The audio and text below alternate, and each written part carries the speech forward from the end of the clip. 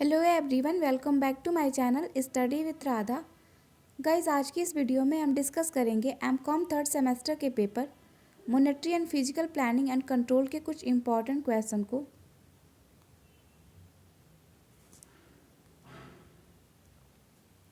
First question है हमारा, what is mean by monetary policy. मौद्रिक नीति से आप क्या समझते हैं? तो मौद्रिक नीति जो होता है, मॉनेटरी पॉलिसी जिसको कहते हैं, उसका काम होता है, वह एक प्रक्रिया होती है जिसके द्वारा किसी देश का केंद्रीय बैंक या मौद्रिक प्राधिकरण धन की आपूर्ति को नियंत्रित करता है। ठीक है, तो हमारा ऑप्शन भी करेक्ट हो जाएगा। The process by which the central bank और monetary authority of a country control the supply of money. Money के सप्लाई को उस देश का, उस कंट्री का केंद्रीय बैंक या मौद्रिक प्राधिकरण जो होता है वो उसको नियंत्रित करता है, उसको कंट्रोल करता है। ठीक है, तो ऑप्शन बी करेक्ट हो जाएगा हमारा। नेक्स्ट क्वेश्चन है हमारा, who is the current governor of RBI. RBI के वर्तमान सरकार वो गवर्नर कौन है? तो वो है हमारे शशिकांत दास। ठीक है, नेक्स्ट क्वेश्चन है हमारा, how much in the CPI inflation projection indicate by RBI for 2021 and 22। तो सीपीआई मुद्रास्फीति समर्थक कितना था 2021 और 22 में? तो वो था हमारा 5.3%। ठीक है, तो ऑप्शन भी करेक्ट हो जाएगा, 5.3%। नेक्स्ट क्वेश्चन है हमारा, who is the central monetary policy authority in India.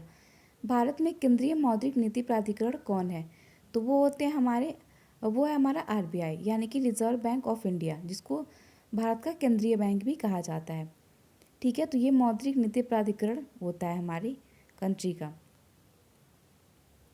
Next question है हमारा, what is the difference between real interest rate and nominal rate. वास्तविक ब्याज दर और नामात्र ब्याज दर के बीच क्या अंतर होता है? तो real interest take into account inflation. ठीक है, रियल इंटरेस्ट जो होता है वो अकाउंट इन्फ्लेशन पे लिया जाता है। तो ऑप्शन ये हमारा करेक्ट हो जाएगा यहाँ पे।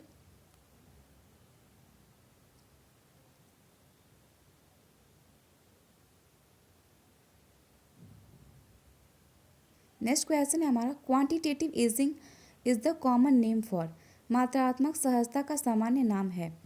तो मात्रात्मक सहजता जिसको हम कहते हैं उसका नाम होता है asset purchasing by a central bank. Okay, central bank के द्वारा कोई एसेट परचेज होता है।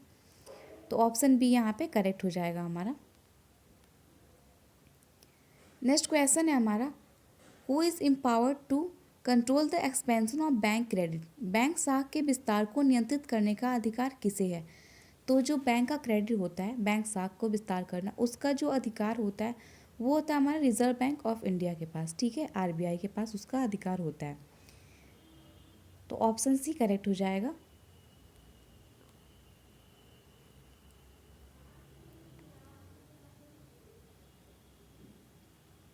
नेक्स्ट क्वेश्चन है, the importance of physical policy in a country like India is that.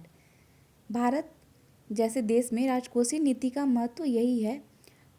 तो भारत जैसे देश, यानी कि जो अभी डेवलपिंग कंट्री है, उसमें जो राजकोषीय नीति का महत्व होता है वो होता है, it plays a major role in increasing the rate of information for capital both of public and private sector. जो पब्लिक सेक्टर और प्राइवेट सेक्टर यूनिट होते हैं उनको कैपिटल की इंफॉर्मेशन प्रोवाइड करना, कि कैसे अपने कैपिटल की रेट को इंक्रीज़ किया जा सकता है, ये सारी इंफॉर्मेशन प्रोवाइड करना। दूसरा ऑप्शन कह रहा है हमारा, it aims to reduce the imbalance in the distribution of income and wealth. Income और वेल्थ के, यानी कि जो आय और उसकी संपन्नता है उसके डिस्ट्रीब्यूशन में इम्बैलेंस को रिड्यूस करना, जो भी असंतुलन होता है उसको कम करना। तीसरा ऑप्शन कह रहा है हमारा, it help to generate sufficient resources through direct and indirect taxes to finance and government project. तो ये सारे ऑप्शन जो हैं वो हमारे राजकोषीय नीति यानी कि फिजिकल पॉलिसी के लिए इम्पोर्टेंस है। तो यहाँ पे ऑप्शन डी हमारा करेक्ट हो जाएगा, ऑल ऑफ द एबव। ये सारे ही उसके इम्पोर्टेंस हैं। नेक्स्ट क्वेश्चन है हमारा, which of the following is the definition of a budget deficit. Budget deficit का डेफिनेशन क्या होता है? तो यहाँ पे हमारा क्वेश्चन पूछ रहा है, निम्नलिखित में से कौन सी बजट घाटे की परिभाषा है? तो बजट घाटे की परिभाषा हमको बतानी है। तो ऑप्शन डी जो है वो करेक्ट हो जाएगा हमारा, excess to the total expenditure over the total receipt. जितनी की हमारी आगम नहीं है, इनकम नहीं है, उससे ज़्यादा अगर एक्सपेंडिचर हो जाए तो वो हमारा जो है वो घाटे का बजट हो जाएगा। ठीक है, तो ऑप्शन डी करेक्ट हो जाएगा हमारा। नेक्स्ट क्वेश्चन है हमारा, which of the following is include in a part of capital budget for the government of India. निम्नलिखित में से कौन सा भारत सरकार के पूंजी बजट के एक भाग के रूप में शामिल है। तो लोन प्रोवाइड करना, फर्स्ट ऑप्शन कह रहा है हमारा loan provide to foreign government, foreign country को यानी फॉरेन गवर्नमेंट को लोन प्रोवाइड करना। दूसरा, financial assistance provide by institution like the World Bank, International Monetary Fund, यानी कि आईएमएफ को या फिर वर्ल्ड बैंक को, ऐसे जो वर्ल्ड बैंक और आईएमएफ जैसे इंस्टीट्यूशन होते हैं उनको असिस्टेंट, उनको सहायता प्रदान करना, फाइनेंशियल वित्तीय सहायता जो होती है वो प्रोवाइड करना। तीसरा कह रहा है हमारा expenditure met towards acquiring the foreign aircraft, अगर कोई एक्सपेंडिचर होती है, कोई व्यय होता है फॉरेन के किसी एयरक्राफ्ट को एक्वायर करने में, तो वो भी इसमें शामिल हो जाता है। तो ऑप्शन डी हमारा यहाँ करेक्ट हो जाएगा, ऑल ऑफ द एबव, क्योंकि ये सारी चीज़ें उसमें शामिल होती हैं भारत सरकार के पूंजी बजट में। ठीक है, क्योंकि ये सारा गवर्नमेंट का ही काम होता है, ये सारे जो फंक्शंस हैं वो गवर्नमेंट के ही हैं, तो यहाँ पे ये सारे ही शामिल हो जाएंगे गवर्नमेंट बजट में। ठीक है, नेक्स्ट क्वेश्चन है हमारा, which of the following is the correct meaning for the revenue budget. निम्नलिखित में से कौन सा राजस्व बजट के लिए सही अर्थ है। तो राजस्व बजट के लिए पूछ रहे हैं यहाँ पे, तो हमारा जो ऑप्शन बी है वो करेक्ट हो जाएगा। It is the total revenue deficit including grant in aid to create asset for state. Okay, तो ऑप्शन बी हमारा करेक्ट हो जाएगा। नेक्स्ट क्वेश्चन है हमारा, which of the following is the best explanation for capital gain tax in India. निम्नलिखित में से कौन सा भारत में पूंजीगत लाभ के लिए सबसे अच्छा स्पष्टीकरण है। तो वो है हमारा, it is a tax levied on the profit from sale of a capital asset during the financial year. Financial year के दौरान अगर कैपिटल एसेट को सेल करते हैं तो उस पर जो प्रॉफिट अर्न होता है वो टैक्सेबल होगा हमारा। ठीक है, वो कैपिटल गेन में ही आता है, इंक्लूड होगा, तो उस पर टैक्स चार्ज होता है। तो ऑप्शन सी हमारा करेक्ट हो जाएगा। नेक्स्ट क्वेश्चन है, विच of the following agency is responsible for formulating the physical policy in India. निम्नलिखित में से कौन सी एजेंसी भारत में राजकोषीय नीति तैयार करने के लिए जिम्मेदार है। तो ये हमको बताना है, तो वो है national bank for agriculture and rural development, NABARD जो है वो भी राजकोषीय नीति बनाती है। तो ऑप्शन सी करेक्ट हो जाएगा हमारा, नाबार्ड। नेक्स्ट क्वेश्चन है हमारा, फिजिकल डिफिसिट मीन्स, राजकोषीय नीति का क्या अर्थ है। तो राजकोषीय नीति जो होती है उसका अर्थ होता है रेवेन्यू रिसिप्ट माइनस एक्सपेंडिचर। ठीक है, तो ऑप्शन डी हमारा करेक्ट हो जाएगा।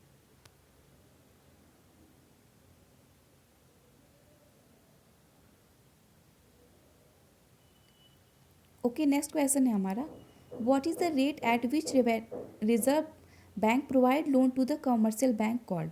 रिजर्व बैंक जिस दर पर वाणिज्यिक बैंकों को ऋण प्रदान करती है उसको क्या कहते हैं।